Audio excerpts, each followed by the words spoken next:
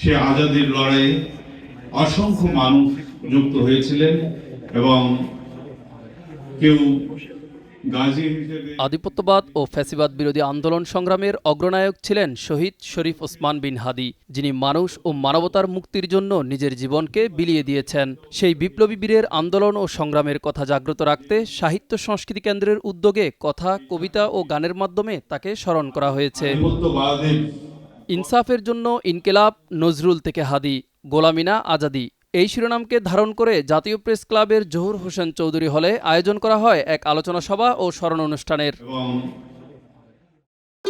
ভবিষ্যৎ হোক নিরাপদ, বিনিয়োগ হোক বিশ্বস্ত, আর আমার পছন্দ সল্ট বে।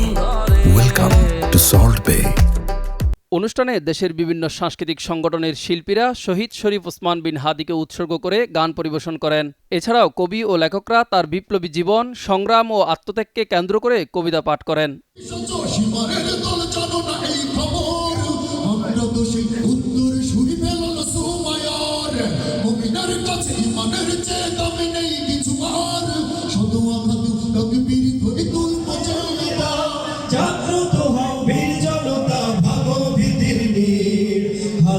আমার ভাই লাল জুলাইয়ের বীর বিপ্লবীরা হাদীর জন্য উচ্চ করো শির।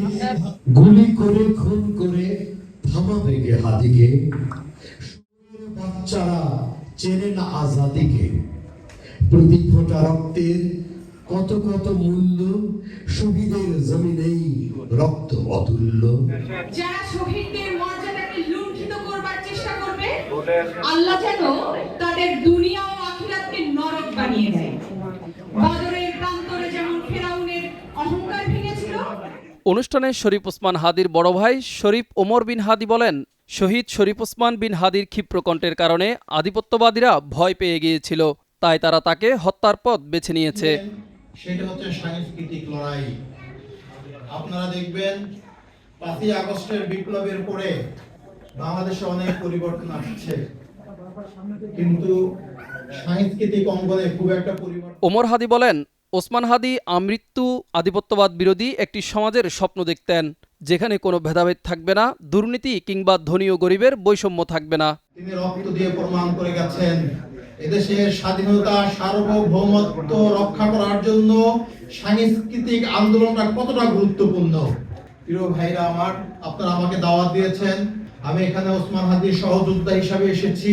আপনাদের কাছে আমি একটাই রিকোয়েস্ট করব, বাংলাদেশের 18 কোটি মানুষকে যদি আপনারা মুক্তি দিতে চান, এদেশের মানুষের যদি আপনারা আজাদি এনে দিতে চান, ইনসাফের বাংলাদেশ প্রতিষ্ঠা করতে চান, সবার আগে আপনাদের যোগ্য হতে হবে। আলোচনা পর্বে বক্তারা হাদীর আন্দোলন সংগ্রামের নানান দিক তুলে ধরে বলেন, শহীদ হাদীর রেখে যাওয়া অসমাপ্ত কাজ আমাদের এগিয়ে নিতে হবে।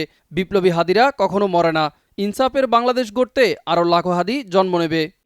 জুলাই অভ্যুত্থান যারা করেছে তাদের হাতে বাংলাদেশের সংস্কৃতির নেতৃত্ব এখনো আসে নাই। কেন আসে নাই? এই জিনিসটা সবচেয়ে বেশি বুঝেছিলেন আমার ভাই এবং বন্ধু শরীফ ওসমান হাদী। বক্তারা আশা প্রকাশ করে আরো বলেন, তরুণ প্রজন্ম হাদীর ইনকিলাব মঞ্চ ও তার আদর্শিক আন্দোলনকে এগিয়ে নিতে অগ্রণী ভূমিকা পালন করবে। মশাল মিজান ফারাবি, নয়া দিগন্ত।